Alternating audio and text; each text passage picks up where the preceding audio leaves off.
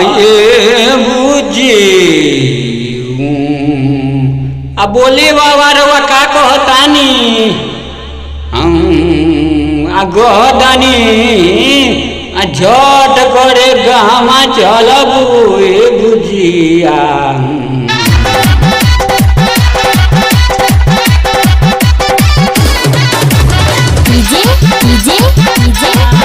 मिली सुनर जटवा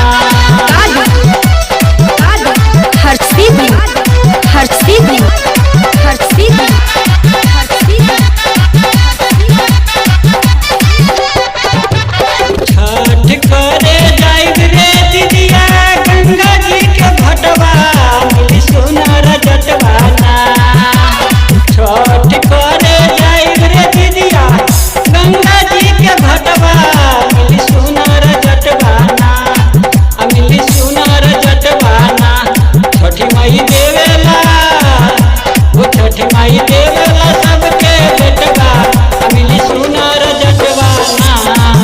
मिली सुनर जटवा मिली सुनर जटवा मिली सुनर जटवा प्रेजेंटेड बाय जेके म्यूजिक की शानदार प्रस्तुति। मिली सुनर जटवा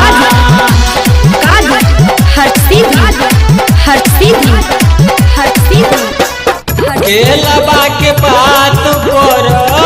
उगी है सूरज हो दर्शन दी है आदित्य माला पूजबा जरूर हो केलबा के पात पर उगी है सूरज हो दर्शन दी है आदित्य माला पूजबा जरूर हो मुखिया लेके जाइब रे दीदिया छठी माई के घटवा मिली सुनर जटवा लेके जाइब रे दीदिया छठी माई के घटवा मिली सुनर जटवा मिली सुनर जटवा छठी माई देवेला वो छठी माई देवेला सबके बेटवा मिली सुनर जटवा मिली सुनर जटवा मिली सुनर जटवा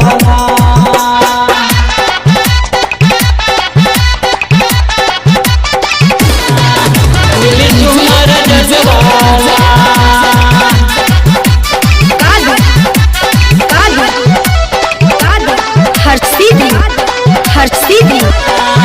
मिली सुनर जटवा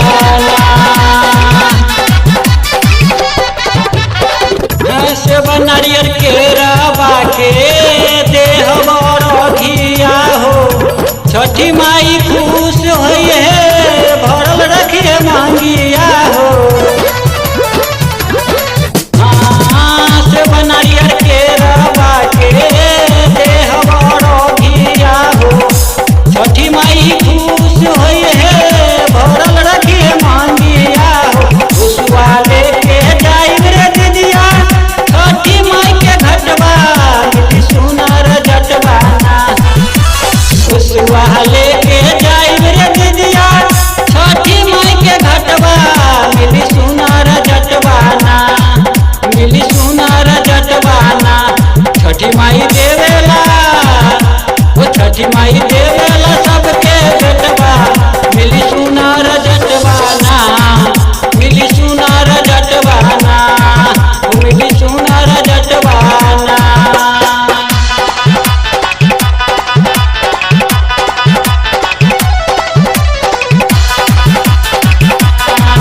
मिली सुनर जटवा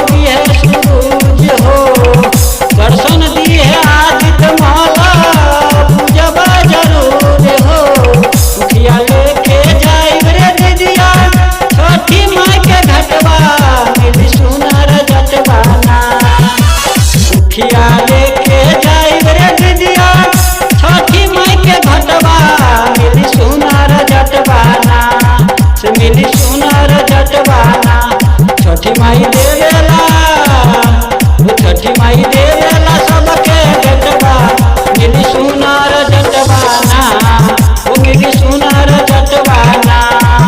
मिली सुनार जटवाना।